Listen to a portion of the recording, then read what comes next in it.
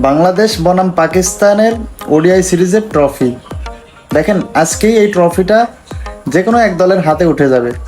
আমরা বাংলাদেশের ক্রিকেট প্রেমীরা আশা করি এই ট্রফিটা যেন বাংলাদেশের হাতেই ওঠে। তবে আমার এই ভিডিওর মূল বক্তব্য হলো, সৌম্য সরকারের সাথে বাংলাদেশ ক্রিকেট বোর্ড যেই অন্যায়টা করছে এটা কোনোভাবেই মেনে নেওয়া যায় না। এখন আপনারা হয়তোবা বলবেন, তানজিদ হাসান তামিম সে তো সেঞ্চুরি করছে। হ্যাঁ ভাই, তানজিদ হাসান তামিম সে সেঞ্চুরি করছে, কিন্তু একজন সৌম্য সরকার তাকে আপনারা কোন সময় সুযোগটা দেন? যখন অন্য অন্য প্লেয়াররা খারাপ খেলে তখন সৌম্য সরকারকে সুযোগটা দেওয়া হয়।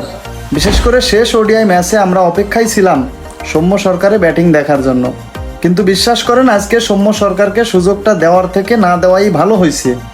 কারণ একটা জিনিস দেখেন, আজকের ম্যাচটায় সৌম্য সরকার যদি খারাপ খেলতো তাহলে হয়তোবা পরবর্তী সিরিজেও তাকে রাখতো না। মানে এটাই হলো আমাদের বিসিবি। একটাবার চিন্তা করেন, একজন ব্যাটসম্যান সে লাস্ট ওডিআই সিরিজের টপ স্কোরার, অথচ এই সিরিজে সে মূল একাদশেই নাই। মানে এটা কোন ধরনের পাগলামি? যাই হোক, আমার কাছে কথা হচ্ছে তাকে প্রপার সুযোগ দিতে হবে। কেন আজকে তানজিদ হাসান তামিম যে সেঞ্চুরিটা করলো, এমনও তো হতে পারতো সৌম্য সরকার এই সেঞ্চুরিটা আজকে করতে পারতো। আসলে সব কথার মূল কথা হলো, সুযোগ না পেলে কোনো ক্রিকেটার কখনোই ভালো কিছু বয়ে আনতে পারে না।